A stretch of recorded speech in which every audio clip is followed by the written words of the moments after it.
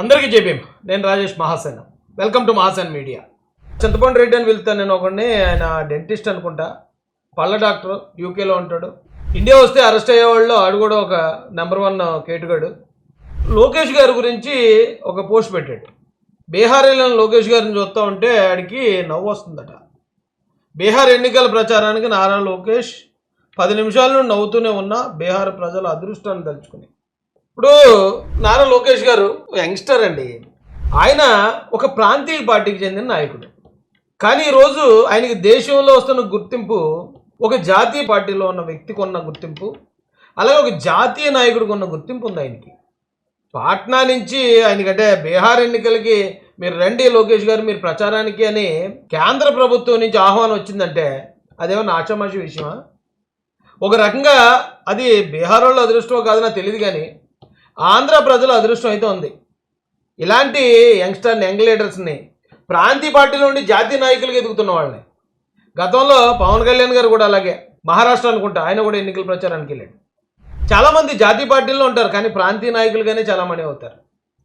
Even Jaganmohan Reddy గారు కూడా Congress party లాంటి ఒక జాతీయ పార్టీలో ఉండి కేవలం ఒక ప్రాంతీయ పార్టీలో ఉన్నాడు, ఒక ఎంపీగా కొనసాగాడు ఆయన అంతే. ఇప్పుడు ఒకవేళ ఆయన ముఖ్యమంత్రి అయ్యాడండి, ముఖ్యమంత్రి అయిన తర్వాత ఆయన బీజేపీకి అనుకూలంగానే కదా ఉన్నాడు. ఆయన బీజేపీ పెట్టిన బిల్లులకి ఆయన అంటే ఓట్లు వేస్తాను ఉండేవాడు కదా. మరి అప్పుడు బీజేపీకి మిత్రపక్షంగానే ఉన్నాడు ఆయన, ఇది వాస్తవం. కానీ ఎందుకు జగన్మోహన్ రెడ్డి గారిని ఎక్కడ బీజేపీ పలానా రాష్ట్రంలో ఎలక్షన్ జరుగుతుంది, జగన్మోహన్ రెడ్డి నువ్వు వచ్చి మా తరపున ప్రచారం చేయి, లేకపోతే పలానా చోట నువ్వు స్టార్ క్యాంపెయినర్గా వెళ్ళని ఎక్కడ ఒక అవకాశం కూడా ఎందుకు కల్పించలేదు జగన్ గారికి? ఎందుకంటే జగన్ గారి అవినీతి చరిత్ర దేశం అంతా తెలుసు. ఆయన ఒకవేళ సపోర్ట్ ఇస్తే సపోర్ట్ తీసుకుంటారు తప్ప ఇక ఇతను మా మిత్రపక్షం అని ఎవరు ఒప్పుకోరండి. ఎందుకంటే ఆయనకి అంత బ్యాడ్ నేమ్ ఉంది పాపం. అంత బ్యాడ్ నేమ్ తెచ్చుకున్నాడు ధనాశతో, కేవలం డబ్బు కోసం.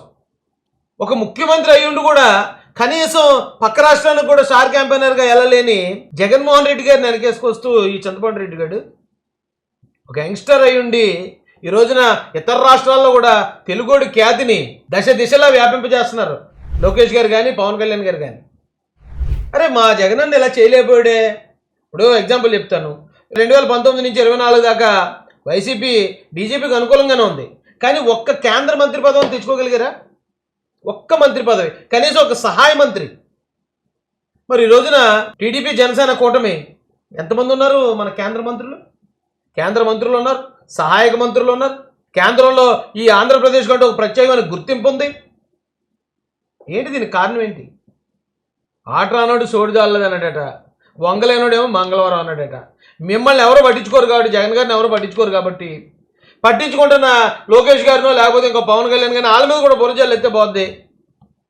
ఏంట్రా ఎందుకురా ఈ బతుకులు? అందరూ తెలుగు వాళ్ళుగా గర్వపడదాం. ఇప్పటిదాకా వేరే రాష్ట్రాల నుంచి ఇక్కడికి స్టార్ క్యాంపెయినర్లు రావడమే తప్ప ఇప్పుడు ఫస్ట్ టైం మొదలైంది ఇది.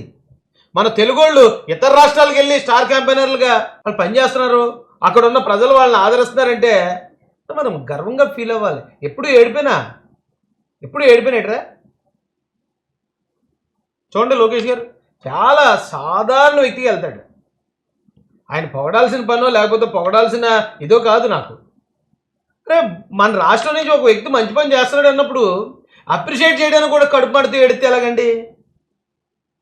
ఖాళీగా ఉంటే ఎప్పుడైనా చూసారా మీరు? గెలిచిన దగ్గర నుంచి అయితే అక్కడికి, లేకపోతే ఇంకో చోటకి, మరో చోటకి తిరుగుతూనే ఉంటున్నాడు తప్ప ఎప్పుడు ఎక్కడ ఖాళీగా. ఇప్పుడు తాడేపల్లి ప్యాలెస్లో జగన్మోహన్ రెడ్డి గారు పబ్జీ ఆడుకుంటున్నారని ఒక వార్త బయటకు వచ్చింది. ఎందుకు వచ్చింది? ఆయన ఎక్కువ ప్యాలెస్లోనే ఉండిపోతాడు కాబట్టి. ఏంటి నేను ఇన్ని రోజులు ప్యాలెస్లో ఉండిపోతున్నాడు, ఆ పబ్జీగానే ఆడుకుంటున్నాడా అనే దగ్గరికి వచ్చింది అది. మరి ప్రతిరోజు ఏ రోజు చూసినా ఎక్కడో ఒక చోట ప్రజల కోసం, లేకపోతే ఆ పెట్టుబడుల కోసం, లేకపోతే ఇంకొక ఇండస్ట్రియలిస్టులతోటో మరొకరితోటో ఎప్పుడు మీటింగుల్లోనే చూస్తున్నాం. కానీ ఎప్పుడైనా ఖాళీగా ప్యాలెస్లో కూర్చొని పబ్జీ ఆడుకోవడం చూసామా? పని చేయనుండి ఎలాగా భరించాం 5 సంవత్సరాలు. పని చేసేవాడిని మీరు మెచ్చుకోవద్దు. పోనీ మీ కడుపు మంట, మీ దీనివల్ల మీరు ఎలాగ మెచ్చుకోలేరు. కనీసం విమర్శించకుండా ఉండండి. ప్రజల మధ్య మీకు కనీసం విలువ ఉంటుంది కదా. ఇప్పుడు ఆయనకి బీహార్ నుంచి పిలుపు వచ్చింది, ఆయన ఒకటే వెళ్ళిపోలేదు. ఇగో సానా సతీష్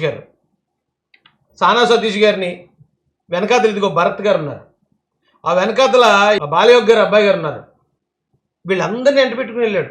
మళ్ళీ అంటే అన్ని సామాజిక వర్గాల్లో ఇందులో ఇప్పుడు హరీష్ గారిని గుర్తించి అక్కడ దాకా తీసుకెళ్ళడం ద్వారా దళిత వర్గాన్ని ఆయన గుర్తించాడు. అలాగే సానా సతీష్ గారిని గుర్తించడం ద్వారా ఆంధ్రాలో ఉన్న కాపు వర్గానికి ఆయన ప్రాధాన్యత కల్పించాడు. భరత్ గారి గురించి తెలిసిందే. అన్ని వర్గాల నుంచి సమతుల్యం అంటారు కదా, అలా ఒక టీంని, ఒక యంగ్ టీంని రెడీ చేసుకుని ఒక యంగ్స్టర్స్ అందరూ ఒక గ్రూప్గా ఏర్పడి మన రాష్ట్రానికి పేరు తీసుకురావటం మన అందరికి గర్వకారణం కదా. దాని మీద పడి ఏడుస్తారు ఎందుకు ఎదవల్లారా, ఏడుపు కొట్టేదవల్ల ప్రతిదానికి ఏడిపోయినా